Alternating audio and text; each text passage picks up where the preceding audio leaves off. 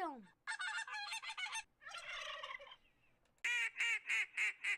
This week's episode is brought to you by Salt Creek, some of the best steel and TSS on the market, and Kicks Industries.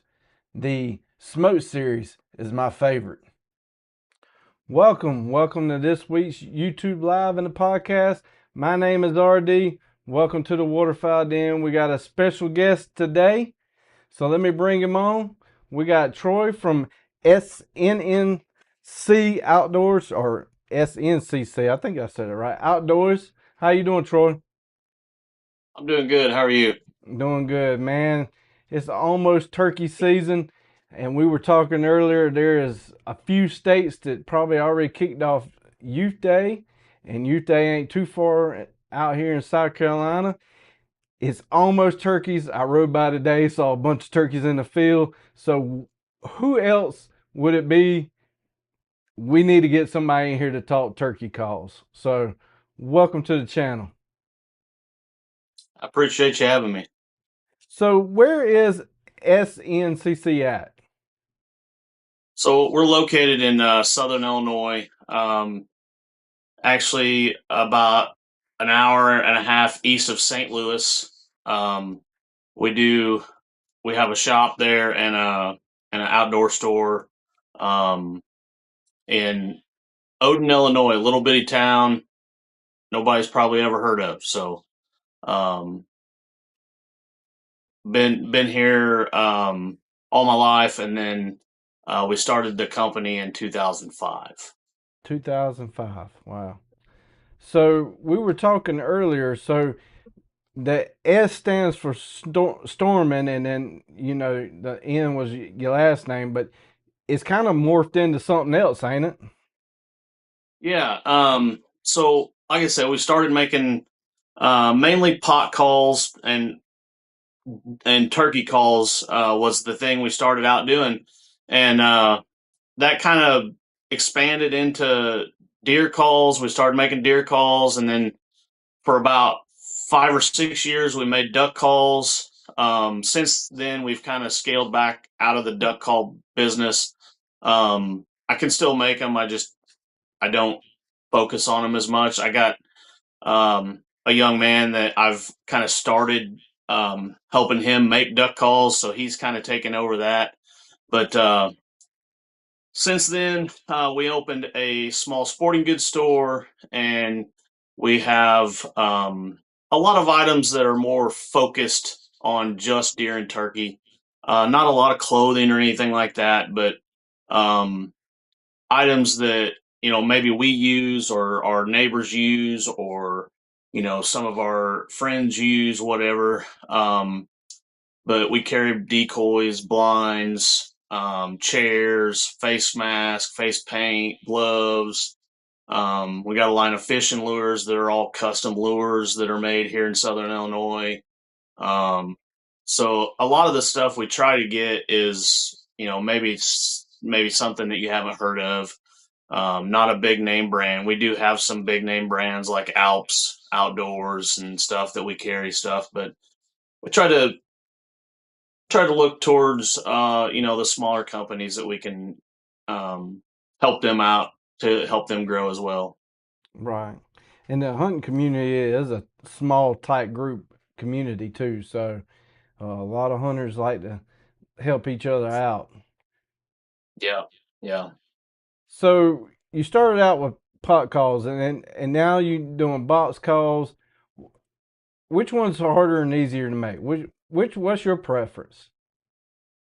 Well, I definitely rather make pot calls. The easiest ones are probably mouth calls. But you got to sit down and make a whole bunch of those at one time, or you can make one or two, but then it's more time consuming really to make one or two than it is sit down and just do them. Yeah. But box calls are very time consuming. Um, Pot calls, I've got a pretty good system going with my pot calls, and I make up, during this summertime when we're not real busy, I just start cutting pots, and get them get them cut out, and then as I get orders, I can make them, because I hate to make up a bunch of calls in certain surfaces Mm-hmm. because somebody might want a different surface or whatever, and then then I got to make a whole new call. So I get them roughed out, and then all I got to do is finish them up and put the surfaces in them and stuff like that. So I've got a stack of pots over here, and we can just finish them out here in like 2 days, 3 days. Um, the the finish of the surface is like a poly, and it's a layer process. So I put about 8 layers on, and you sand in between every first or second layer that you do. So that's a little bit time consuming, but So in the pot call world, there's different type woods. You got different kind of materials, and there's different techniques on how people say you ought to sand it and keep your surface clean. So let's just start on the wood part. So you starting with a just a block of wood, cutting the inside out. yep. So just usually a square, 4x4. Sometimes I'll have 12x12s or whatever, whatever I can get it in. um I don't usually order like 8 foot long boards, but um, usually 12 inches is about the biggest, and then I'll cut that down into a basically a 4 inch pot, which the inside of it is about 3.5 inches, and then um, you know you'll there's different stages, obviously. Like here's some that I have just roughed out, ready to put my logo. Well, this one's actually got my logo and stuff on it, but and then once I've done that, um, I can get ready to put the soundboard and the surface. So the soundboard goes in here on the little pedestal right there, Mm-hmm. and then your playing surface, if it's a single sided call like this one is, your playing surface would be here. So a double-sided call uh, would look more like this, where you have the two surfaces, Mm-hmm. and you can play on both of those surfaces. So um, the difference is I just cut an extra hole in these that goes all the way through, so you can play on what you're using as your soundboard. So So does different woods make different sounds? a little bit, yeah. I mean, it's the density. So a denser wood is going to have a little bit different tone than something that maybe is not as hard and dense of a wood. So I like to use kind of a, I would call it a mid range. Walnut, cherry are obviously my two big hitters, but one of them I've been using a lot of here lately is the ambrosia maple. It's a nice looking call. It's a cool looking wood, I think, and it really produces a solid sounding call all around. So been using a lot of that lately. That's pretty cool. So welcome everybody who's joined in. Gerald, Jeff, Mom, I see y'all in the comments talking there. Uh, Welcome in. We talking turkey calls tonight. Um, so what do you think that time frame that it takes you to make one call? I know it's multiple different steps along the way, but total hours one call. Um, I would say that if I could to do it start to finish, I've never really even timed it, but it would probably be around 2 hours, I would say. Just Really? it depends on what kind of call it is. There's a lot of sanding. There's a lot of coating it and then sanding it. You got to let it dry. So Mhm. it's just to time it. It take longer to time than it would build one, because you're having to do it in stages. And I've I've always said that it's a hobby, Mhm. and if I'm gonna make it like work where I got to get uh you know I got to get more out in a shorter amount of time, like like they do in corporate America, then it's not a hobby anymore. So um, I do this because I enjoy it. I enjoy meeting the people, um, and talking turkey hunting with them. So it's really not. This is not work for me. Um, I just really enjoy making the calls, meeting the people that buy them, or talking to them when they come by and stuff like that. So uh, never have really sit down and said, "How can I make this?" I mean, obviously, through the years, I've been doing this 21 years. Things have changed on how I do things. So I have gotten quicker at it and better at it, but um, it's I don't time much. I don't put a time to much. Yeah, I would have thought it would been a little bit longer. That's what I was thinking. But yeah, like you said, something handmade usually lasts so much longer than something you can buy out of the store, and especially these plastic pots that you can go down to the local store. They might sound good to start with, but it don't take much, and they don't sound as good as they used to. Yeah. So the whole reason I got into making calls was just for that fact. You know, everybody goes to Bass Pro or Walmart or wherever they buy it, and they're buying the exact same call that's you know plastic, poly, whatever.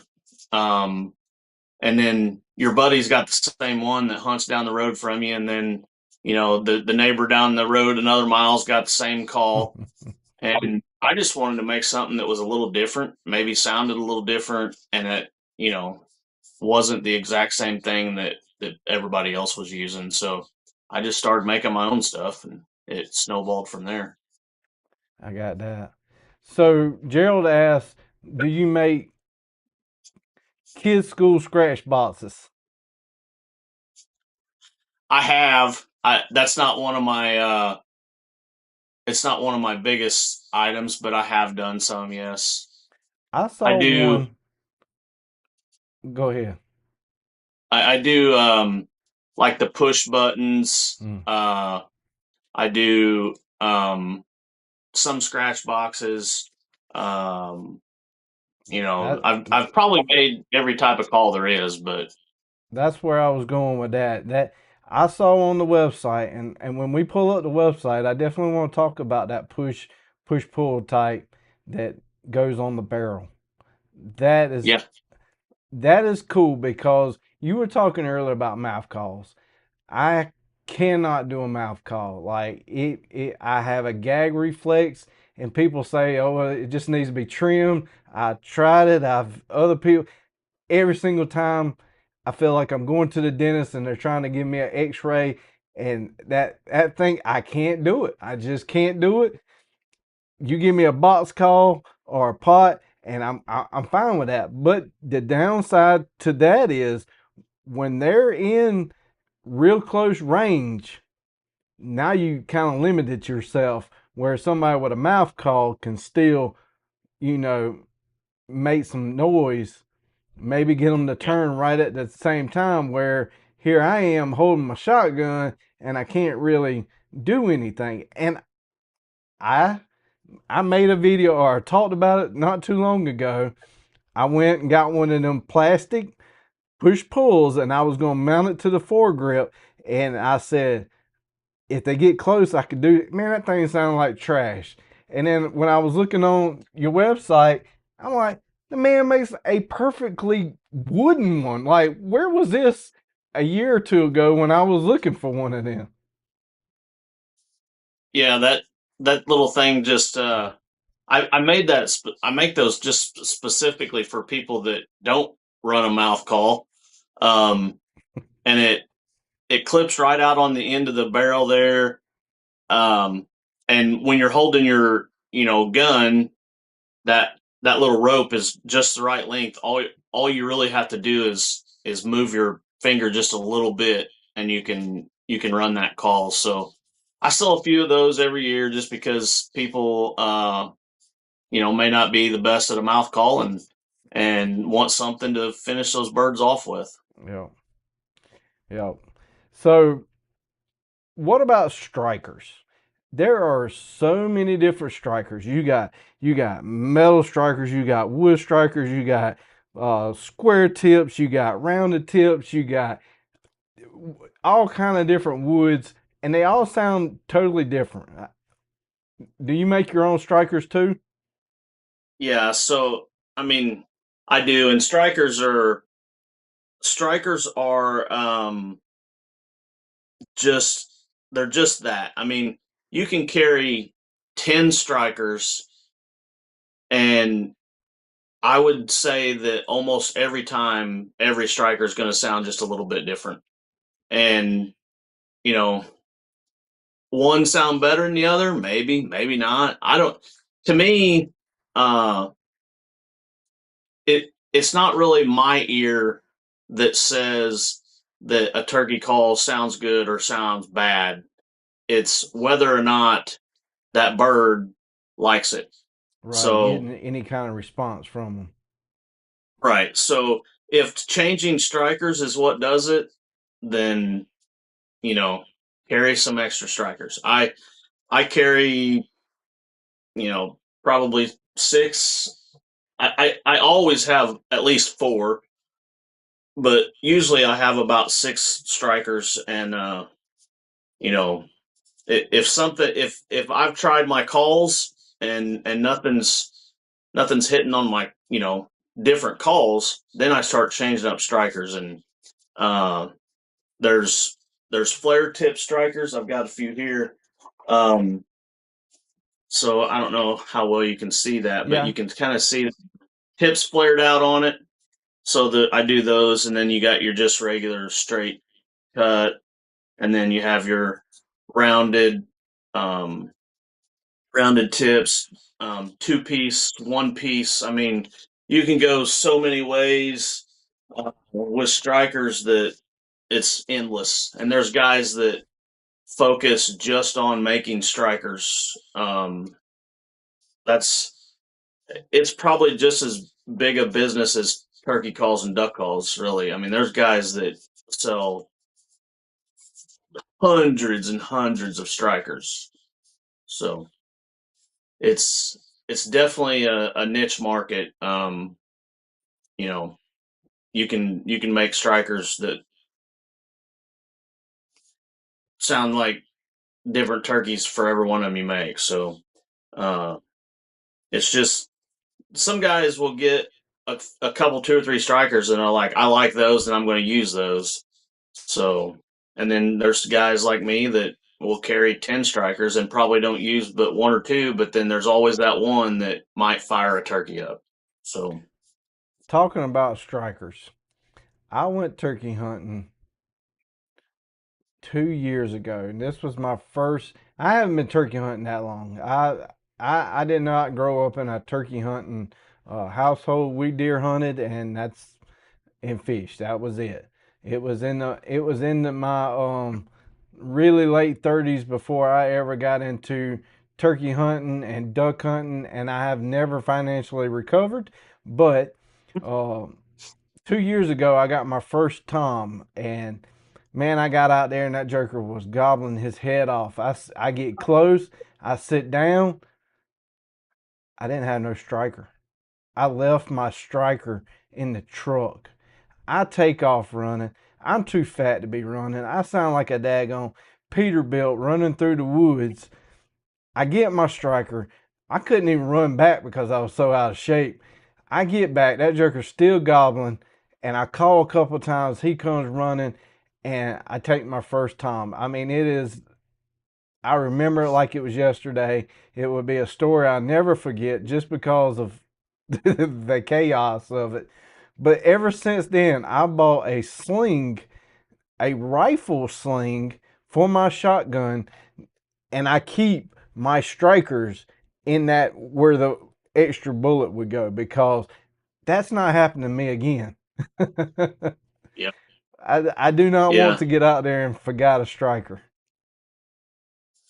I I got a story similar to that. I was basically done turkey hunting for the day, but I was headed to work, and the season was technically still in until we have to stop at 1 o'clock. So um, I The always whole have my state? leafy wear. Yeah, yeah. Wow. So we I was headed to work, and um, I had a piece of property in between my home and work that I usually swing by, and I get out there and I'm like, I'm gonna swing by there. I got my gun, I got my leafy wear, or whatever, Hmm. and I pull up the drive there, and I stop, and I reach back, and I'm like, well, dadgum, I forgot my I forgot my whole backpack of calls, right? I'm like, geez. And I look out about 100 yards out in the woods, and there's two birds strutting. Mm. The only thing I had, you're gonna laugh at this, but was one of them white Bic pens that you can take the guts out of. Right. Yeah, I took that out and I used it like a wing bone call, Really? and I killed that bird. Wow.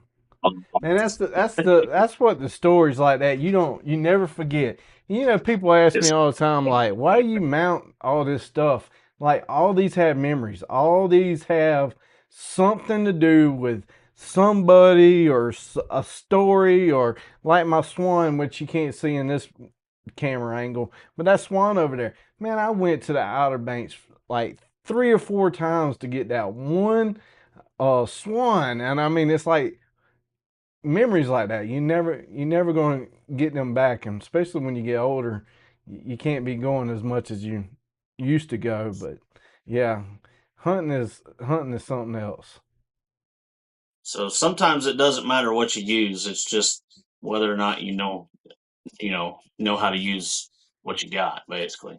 Man, I watch So some of these videos of people just calling with their mouth and their tongue, and I'm like, man, I'm jealous. I mean, I'm hmm I'm literally jealous. But so, what is this EF4 call? so it's been a project for about the last 10 years, I guess. I don't know. I lose track of time, but um, it started it started out as this, and it's pretty small Hmm. little ball that I designed. Um, and if you want to know or how I got the idea, was a couple buddies of mine. They're twins, and they have a hunting show, and I was trying to design a call for them. It's called Twin Factor, um, and I was trying to design a call just for them. And if you know anything about biology, when twin cells separate, they kind of look like that. They're as they start to separate. So Right. I designed a call like that, and I cut it out on a CNC, and that was the first one. We had a couple prototypes that we used, and then it kind of went away, and then I started to redesign it, and it's actually this is the fourth rendition of it, and it is now there's no surfaces in this one, but it is four surfaces, full 3.5 inch surfaces on the front, and then two 2 inch surfaces on the back. Um, and you can just flip it over.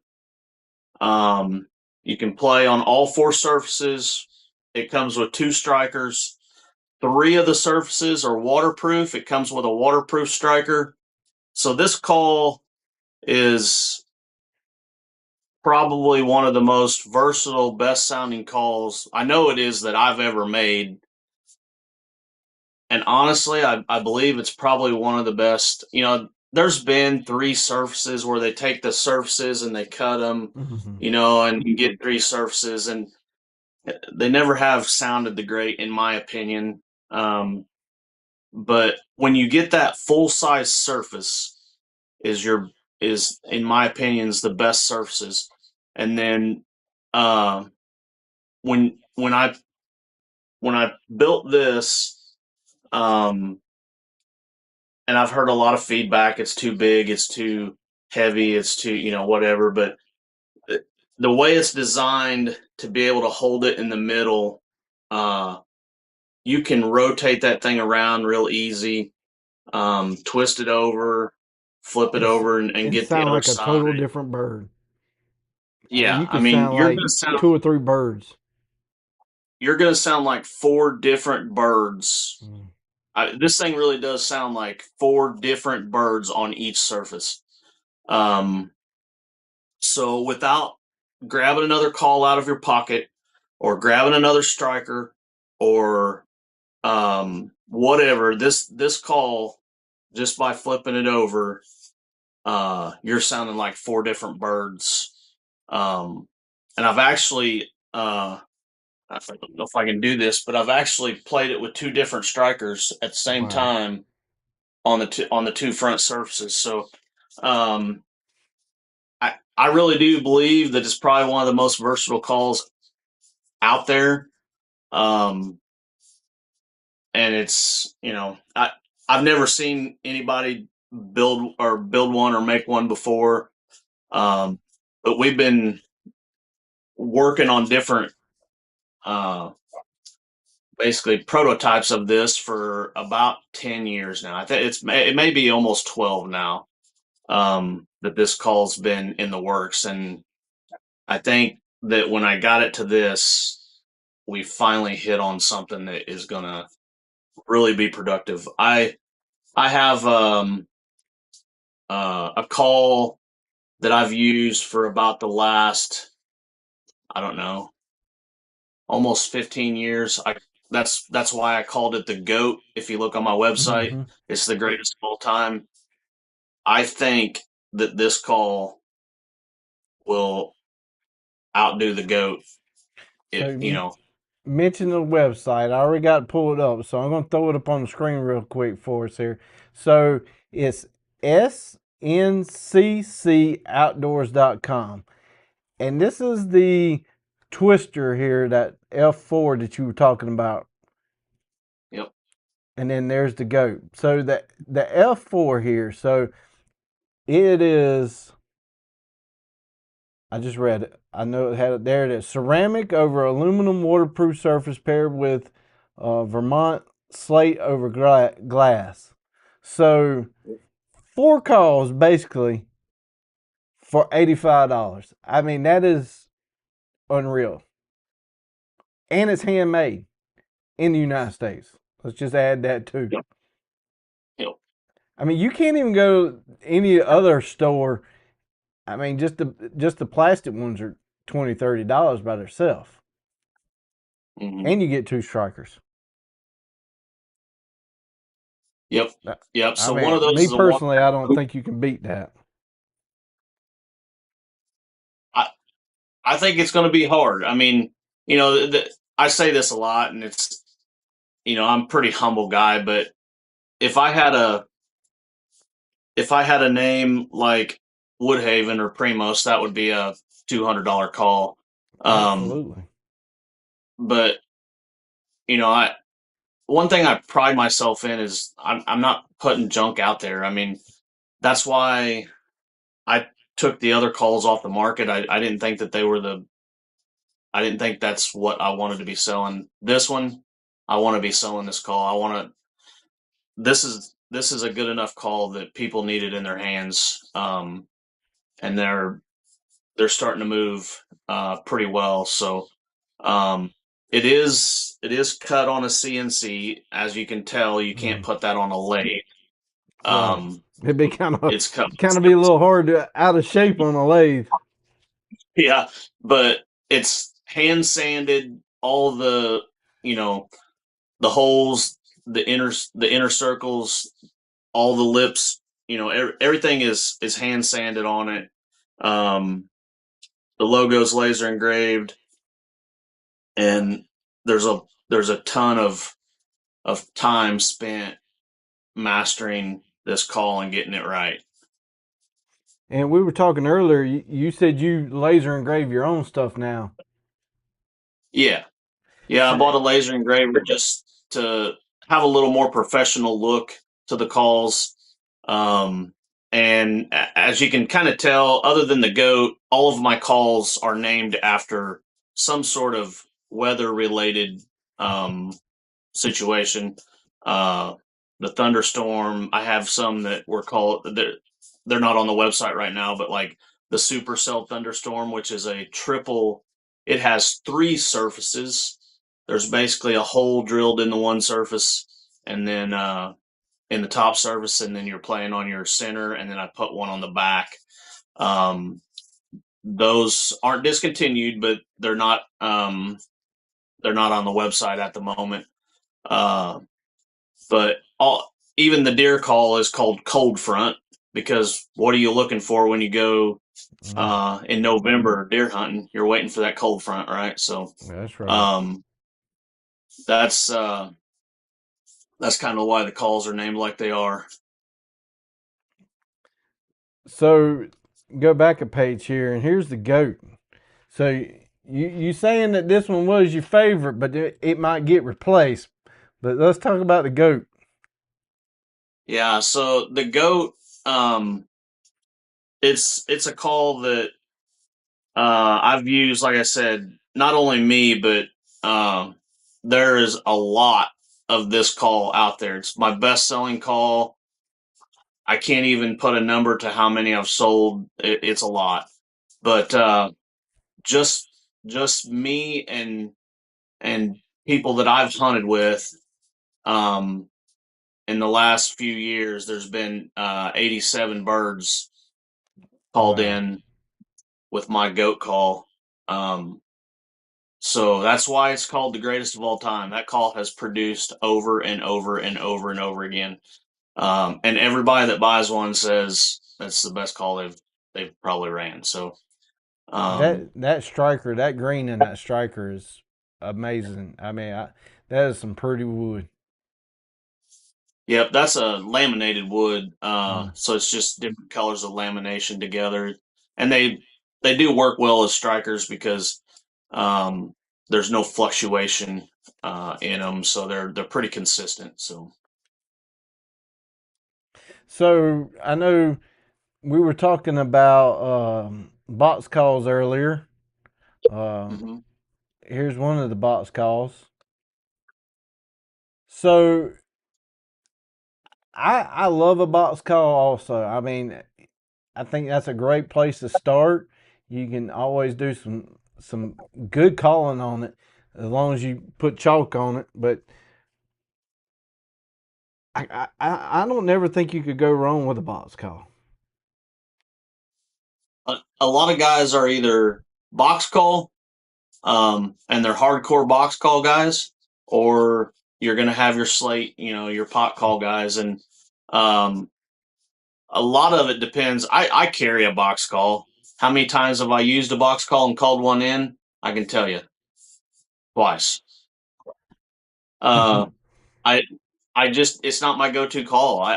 I mean, I use them when the situation's right and when I've exhausted all other um, avenues of calling. Uh, I, you know, it's just not my go-to call. I Never tell has you been, but one thing they're with a great box call. call. Yeah. One thing with a box call, if you are a run and gun kind of guy, you better make sure that you got them things tight, because if you're running Yeah, and you hit it, it'd be like, it made that noise, whatever. And you'd be like, oh man. What I tried to yep, do was put something in between the lid if I'm on the move, so that it don't make some weird noise while I'm moving through the woods. yeah. A lot of the pouches and vests nowadays they keep them so tight that it doesn't do it as bad. But uh, yeah, I mean, my first bird that I called in myself was with a slate, and that's what I've honed my skills on, slate and mouth calls, and um, I've stuck to it.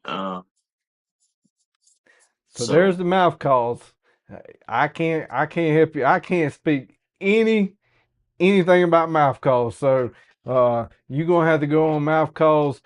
I know there's different cuts and I know the cuts do different things, but when I look at that I already almost start gagging. That's how much of a gag reflex I have with calls. Yeah, so that's definitely an art to mouth calling. I You'll never hear me say that I'm the best turkey caller there is. Um, but mouth calls are something that once you get it, you know, you're going to use it. I mean, I use a mouth call nearly every time I go hunting at some point, whether it's to get one fired up, uh, or to finish one off. It's just it's something that I've forced myself to figure it out. And one thing that I do a little different with the mouth calls are my cut of tape is a little smaller than the normal mouth call that you would go buy from whoever. Mm-hmm. I think most mouth calls that you buy are too big, and you have to cut them and you have to trim them, and you either get them cut crooked or not small enough, not big enough. They don't fit. So um, I started cutting mine a little bit smaller than the normal cut, and uh, I know of two people that I sell calls to um, that said they didn't like the smaller cut, and uh, I can make a full size cut. That's not a problem, but 99% of the people like the smaller cut because it fits from the time they pull it out of the package. So I could completely understand that. And I do want to get the maintenance on other calls, but and again, I don't know nothing about mouth calls, but I always heard that like people storming like refrigerators and like how do you recommend maintenance on them calls, mouth calls? yeah, so I like to store them, cool, dry place, but I like to take I use those little all those plastic toothpicks. Mm-hmm. Um I just break the end off of it and slide them in between the reeds so it gives them a little gap. Um and that way those reeds don't stick together. Um and then that way I pull those little sticks out, throw them in my mouth call box, whatever, Mm-hmm. and then it's ready to roll. Because once you get your reeds wet, now if you don't, then your reeds are going to be stuck together, and it's not going to sound right, and it's not going to last very long because you got to pull them apart. So I try to I try to put those little toothpicks in there. Sometimes I don't, I forget, or I get up and take off and don't get it done or whatever. But uh, you know I try to carry some of those so that I can slide them in there once the day's done. Um, I know a lot of people will use calls for years, over years, over years, and that's fine if they're lasting, but the sound will change on them. Those reeds stretch, so I mean, I make my own, so it's easy. But uh, I would suggest at least once a year, depending on how much you hunt, Right. once or twice, once or once a year, once every other year, replacing your mouth calls. I never thought about the toothpick part. So that's a good point right there. So maybe one day I'll master it, but I probably ain't mastering that. So there's the push button call, the crow call, the strikers, custom engraving. You already said that you got a laser. So Yep. custom order calls. What can you do on that? I do a absolute ton of custom calls. I can do, you know, if if you have a picture of you and your dad that you want in a call, I can do it. If if a good friend of yours passed away or whatever, Mm-hmm. want a turkey call with a picture in it, let's do it. I can put just about anything you want in a call in there. I can laser engrave calls. I can, you know, just about anything that you want done. I've put feathers. Guys have brought me feathers of birds that they killed. I put feathers in them. Uh, I do a lot of NWTF banquet calls. So Hmm. if you're associated with a NWTF chapter, I do just an absolute. That's probably really my biggest business is NWTF chapters right now. Really, Yeah. that's a pretty call on the screen too. I mean, it's Yep. almost So because that would be glass right there, wouldn't it? that's glass. Yep. Right, Yep. and it would almost. I mean, you almost need to get two of them because you're gonna have to sand that in certain spots to be able to use the call, Yeah. and that's what this one. I think this picture right there it is. That one right there shows that it's sanded, but yeah, that is a pretty Yep. call right there. Yeah. I do. Like I said, I do a lot of those, and they're all different designs, different Hmm. different artwork or whatever. So. And you could do single and double sided on them too. Yep. That's pretty cool. Go back a page here. Uh, I have hunted out of them Nukem blinds. That's a pretty cool blind. Quick, Yeah. We just real got good if on you board. run and gun. Yeah. Yep. We actually got our first shipment of those coming in Friday. So, the chairs, the blinds, all that stuff, Mhm. that's on the way. So that's a new company that we're working with. And they make two sizes in them, like a shorter one and a taller one. But yeah, Yep. them things are quick too. I mean, like a run and gun kind of person really works on that. And Yeah. then Yeah. I know you was talking about deer calls. I mean, the website's got so much stuff on it, and then it goes into your jigs, which I know you said earlier, y'all do have a store, but I wanted to get to because I know Gerald asked for it, and I don't remember where it was at, and I saw that shotgun. Oh, where was it? The one that goes up under the barrel. You know where I could find that? Um, is it? I don't know where it's at. We've been moving stuff around so much. It's I is it saw is it. it under?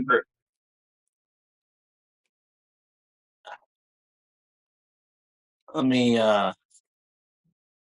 Is it under box calls, I don't or did you know. just see a picture of it? I saw a Some picture of it.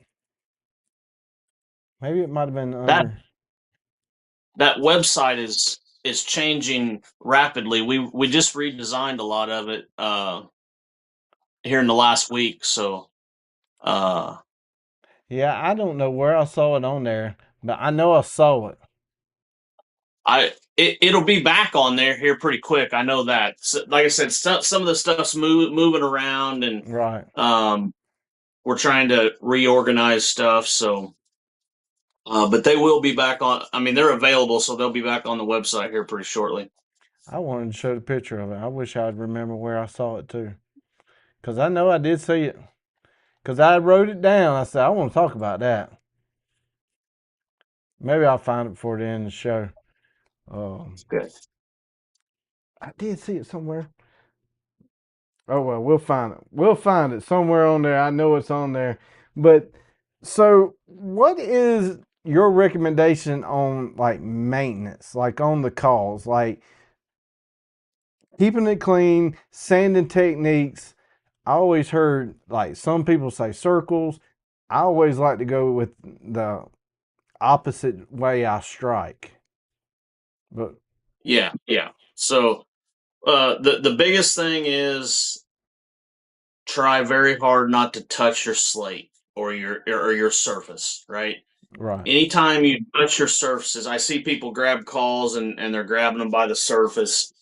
Um, grab the wood. if you grab that surface, you're automatically transferring oils Mhm. into that surface, and you will not get the same sound out of it if you continue to do that. Um, and that's you're having to sand it more and more and more. So I always note the way I pick a call up, especially like this, or what I have done in the past is I always find my logo on the Mhm. call, and that way, if you're not having to figure out which way you sanded it, I'll find my logo, I put my thumb on the logo, and I sand across this way because I'm going to call from my logo, away from my logo basically. So I always sand the same way my logo goes on the call, straight lines. I like to go just one direction, like towards me or away from me, whatever. I don't like to go back and forth. It's just, I mean, that's the way I like to do it. That's the way I tell people to do it. You can go in circles. I just prefer to know that I'm using the call. I when I pick it up, I feel that and I start calling. So um, that's my choice on it. Um, there's you can go hashtag type patterns, um, but I think the biggest thing is that you want to do it the same way every time. So, what's the difference in sanding a slate versus glass? Well, a glass you have to get a lot more aggressive. You usually use a stone for glass, and you know you don't want to break the glass, obviously, but you got to Mhm. get a little more aggressive when you're sanding it to get that glass etched. So you'll etch on a little bit, and then you'll kind of have to clean that stone off and get the glass out of it and etch it a little more, and until you get an area that's you can tell is sanded, so that you can strike on it. Slate is just the opposite. The green Scotch pads without soap in them, Mhm. that's enough. You don't need something very aggressive to condition those. Um, it's very simple to condition a slate call, um, And and what you were talking about, the oil from your fingers goes for the same thing on the tip of your strikers also. yep, yeah. The tips of your strikers and the surfaces, just I always tell people try to keep your hands off of those at like all cost. I mean, Mhm. because that'd be your worst case scenario is you grab your call out in the woods, you put your thumb on it, and then you can't get it to make a call, right? I mean, Yeah. um, so of course, I always carry a little bit of sandpaper. That's you know obvious, but or I would think it was obvious, but carry a little bit of sandpaper so that if something happens, you can clean your striker off and clean your call. But just that's why I think this call, it's easy to pick up in the middle of it, and you don't have a tendency to grab the slate. So um, And if you did do something, you have three other options. yeah, you have yeah, right, you have three other options to go with. So Cause um, I have set up under a tree, especially with a slate call. Sit up under a tree, or I put my call on the ground, and when I went go to pick it up, I guess the dew or whatever. I mean, you could see that water on that slate, and it's like, well, that's not going to dry really quick. yeah, you're about done with a wet slate. Hmm. So But um, hey, Mike, glad you joined. Gerald, I found it, Gerald. I knew I seen it somewhere. It was up under the push pulls. There's the shotgun mount with the string on it. That's there you for go. the Yeah, that's for the people that can't mouth call. That's me. And Mike joined. Mike is an excellent mouth caller. I mean he can call me. I'm over there. He made a video the other day of him getting choked on a call, and it goes back to the old TK and Mike videos. If you know TK and Mike, and you know Yeah. TK sucks it up, and then Mike runs over there, hits him on the back, and he's trying to cough it up, and the turkey's come, and he's just whacking on it. That's how that's how I feel when I get one of them things in my mouth. I'm just choking and whatever, and then Mike's over there just humming along on a mouth call, and I'm like, one day I'm gonna hit him with a stick just out of sheer jealousy.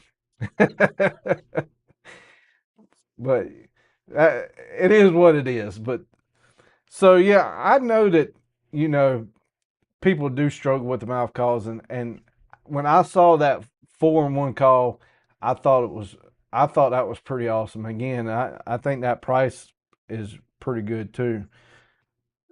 So what would you say other than you can't say they're handmade, so I'm ruling that out. What makes you stand out, your calls stand out versus something you can get in the store? Well, I think the versatility is a big one. I think that the fact that um, 20 years of making calls has honed my craft, and um, just it's not your everyday calls um, that you're getting.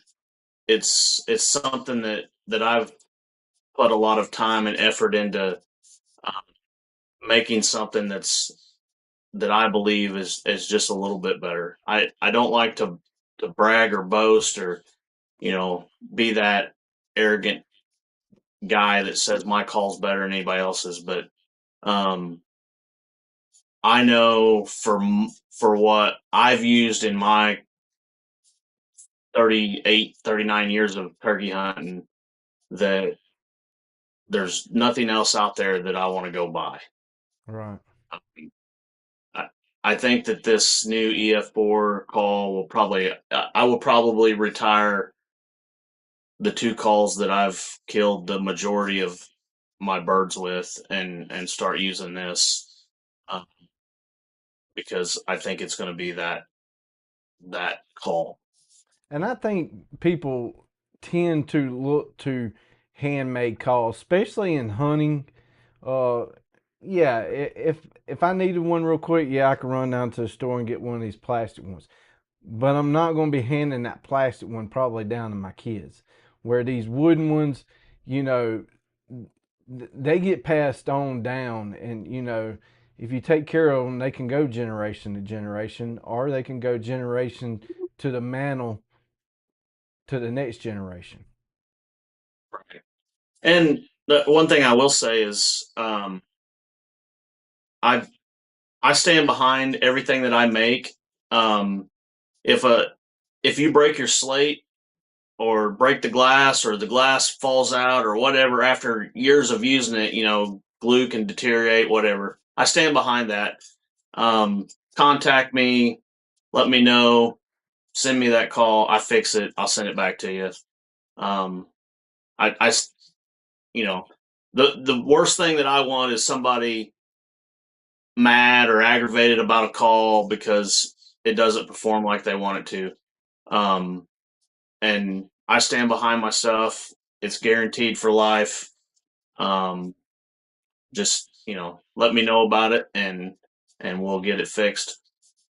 So, do y'all mostly have Easterns where y'all are, or do y'all have any hybrids? No, we're just straight Easterns. Yeah, us too.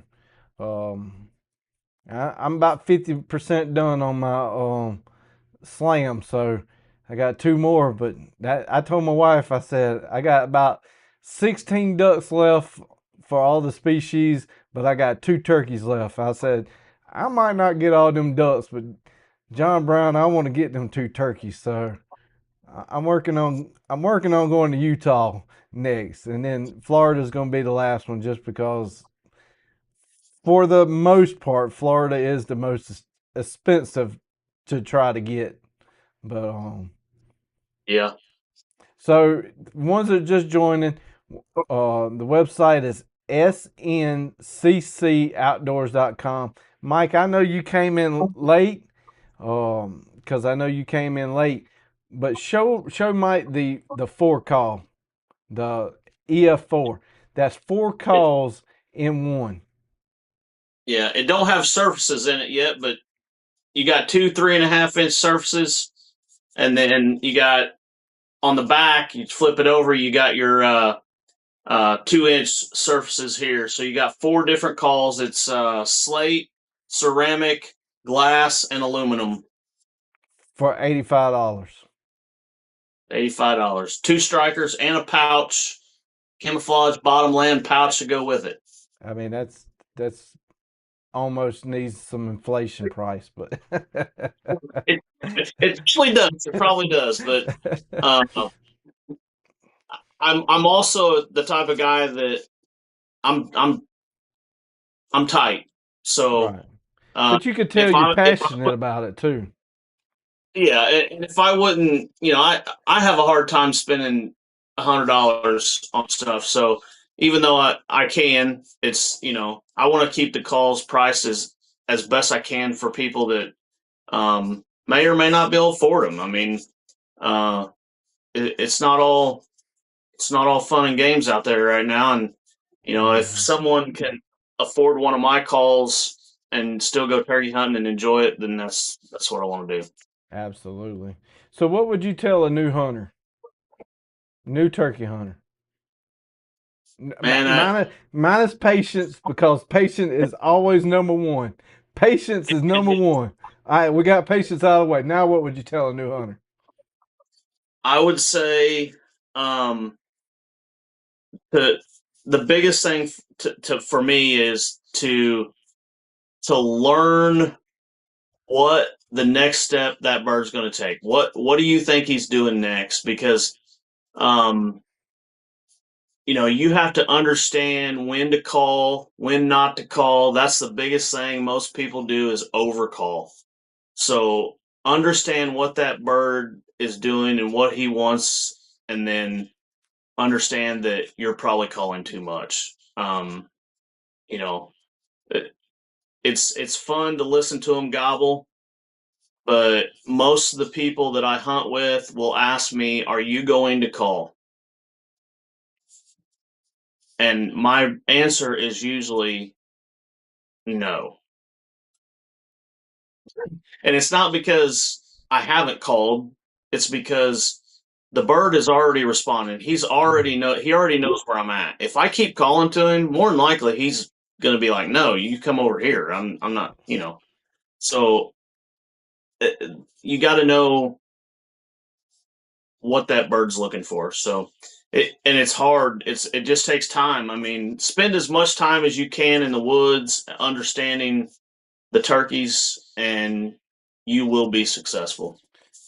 I love turkey hunting. Turkey hunting is right there beside waterfowl hunting. I love one 49% and the other one 51%. Like, it's a toss up between the two birds.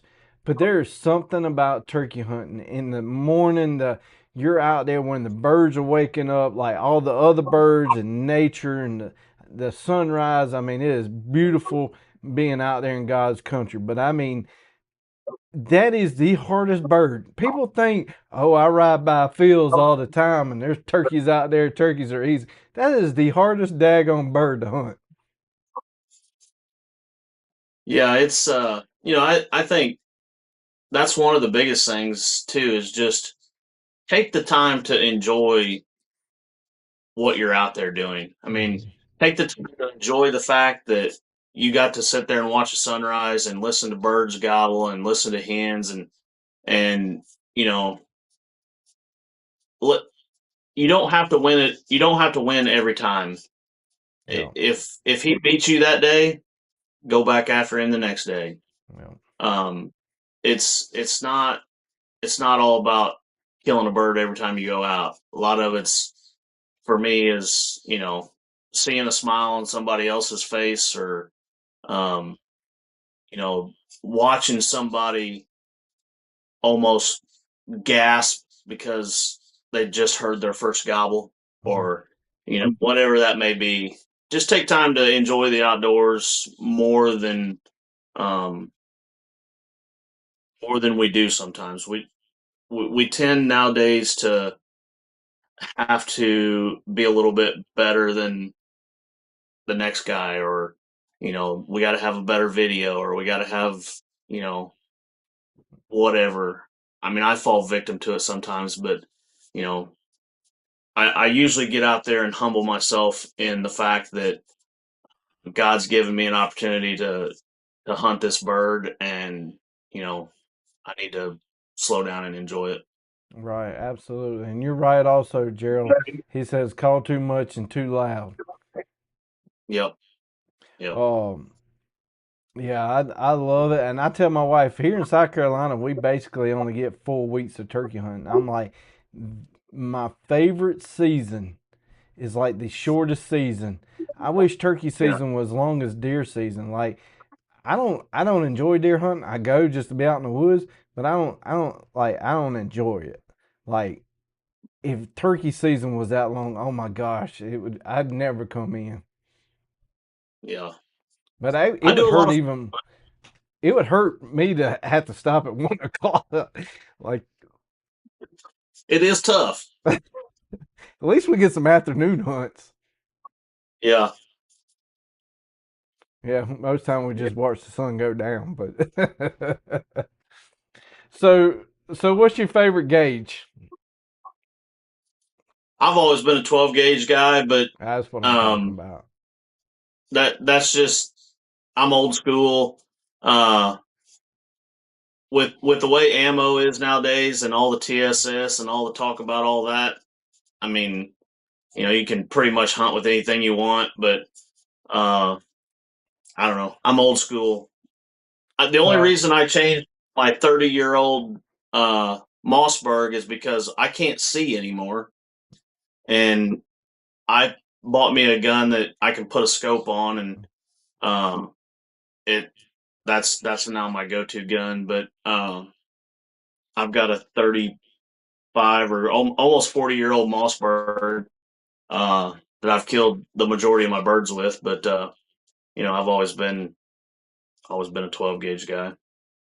so I just got the new Rete 28 gauge, and 28 gauge is definitely something different. I mean, it is a small gauge, and but yeah, I understand what you're saying about the getting old and seeing, especially for waterfowl. Right at opening, just a little bit after, in between shooting time and sunrise. I'm like, is that a duck? Nope, it's a floater. It's just a floater. Yeah, I thought it was a duck. yeah, yeah. But hey, at least we're out there. It means we're still alive. That's right. You That's right. know, one of the things I saw on your website, and I'm going to pull it up. This right here, it is up under, I think, the contact. When I was scrolling down on the contact, I saw that verse, and I mentioned this verse, I think, 2 or 3 weeks ago. And it says, Proverbs, as iron sharpens iron, so one person sharpens another one. And that is one thing that I've been harping on. Uh, Hunters, guys. I know females hunt too, but I'm talking guys because most guys don't typically like to talk and share their feelings and stuff. I'm like, we already got the opportunity. We are out there with people. Like we can build each other up. And I literally said that verse. And when I was scrolling down the other day, I was like, I just said that verse. Like we can build up so many hunters, and hunters, and I said it a dozen times before. There are so many smart hunters out there that it's going to take so much technology to the grave with them that they could share with other people. Hmm. Like how to call, how to read this, how to when to grunt on a grunt call, when to call, when not to call, when to do this. If the wind's blowing this way, but they don't want to give up their secrets. And I understand that too. I understand, hey, you don't tell nobody where you saw turkeys, but there's also so many opportunities as hunters that we don't try to help our younger generation. And and and like that verse says, man, we can help these younger generations so much to say, hey, I got gray hair. I didn't get this gray hair and I can't see because I did stuff right every single time. And we have that opportunity to, you know, talk to the younger generation. So I love that on the website. I saw it, I picked up on it, and I greatly appreciated it. I appreciate it. Yep. So how can That's people get in contact with you? Website's probably the easiest. It's got all my contact information is at the bottom of it: email, phone number. Shoot me a text. Shoot me an email, whatever. That's always you'll always get me through one of those. Um, Facebook, SNCC Outdoors. Hit me up on there. You can message me on there. I'm I'm pretty easy to get a hold of. So if I don't answer your phone call, I will get back with you. I do work a full-time job, so I come home and open up the shop about 3:30 in the afternoon, and then I'm out here until 8 o'clock or so, unless the family's got something going on. Um, but reach out to me if you need, if you have questions, if you want a special call, you want a custom call, and you want to do it via phone. I'm fine with that. I'm pretty easy going as far as reaching out to me and getting what you want. And that way we can talk it over and I can help you out. What's the turnaround time on custom calls? I'd like to say 2 weeks. It just depends on how close to the busy season. Like right now, I'm absolutely swamped. Um, So and I'm slowing you down from making calls. So I greatly appreciate you coming on tonight. uh, it's I like to say that most everything could be shipped within 2 weeks. Depending on if you want something special and I have to order wood, then you may be talking a little bit longer. But if it's a wood that I have in stock, I Mhm. can get it pretty quick.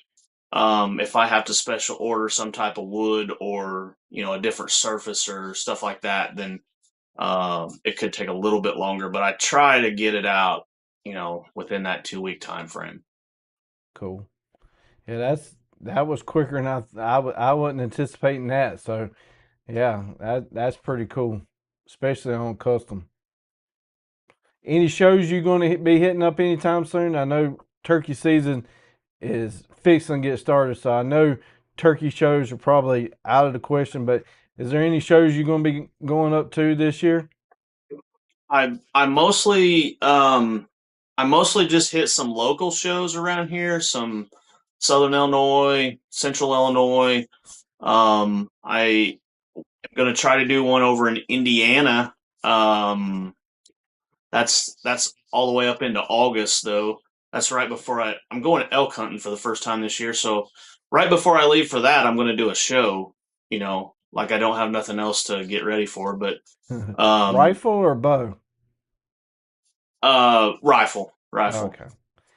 Man, I So always want to do elk, like them big old. I mean, I ain't in shape for that, man.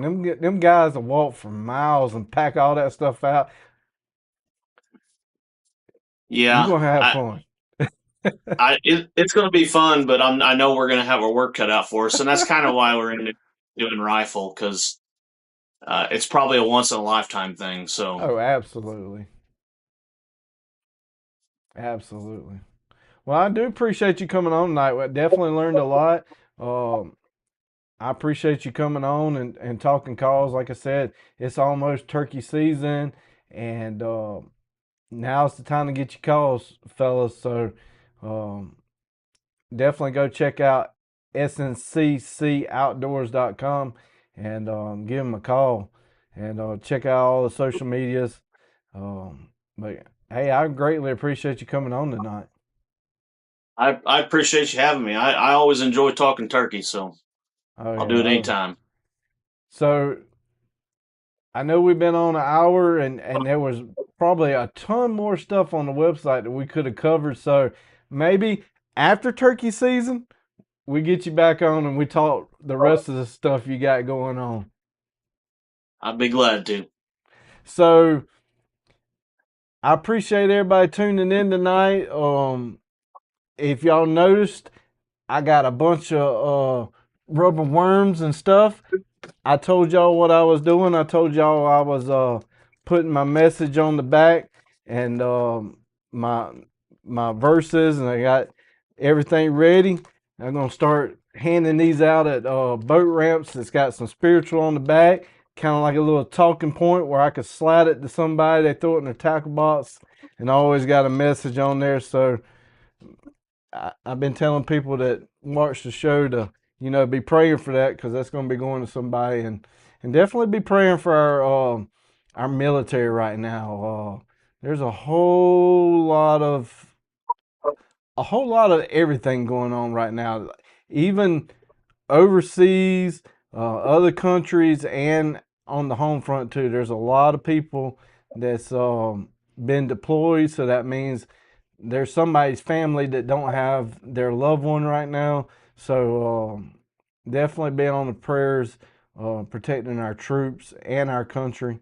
Um, but I appreciate you coming on, and I'm gonna close this in a word of prayer tonight. And so, our Heavenly Father, thank you for everything you do. Thank you for all the blessings. Thank you for giving us so much outdoors to look at, and sending your Son to die on the cross. And thank you.